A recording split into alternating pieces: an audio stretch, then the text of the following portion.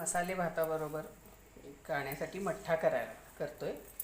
तर ताक घ्यायचं, त्याच्यात मी 4 चमचे साखर घालते, थोडं मीठ चवीनुसार,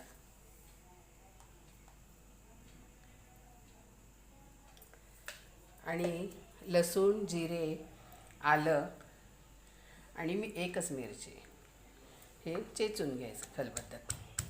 पण ताकात मीठ आणि साखर घालून घेतले, हे सगळं चेचून घ्यायचं. कोथिंबीर जरा घालायची त्यात आणि सगळं हे चेचून ताकात टाकायचं.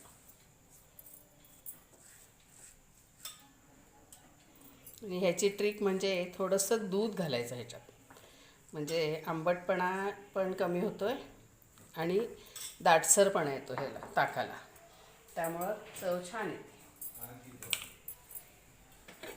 किती वेळ आहे का?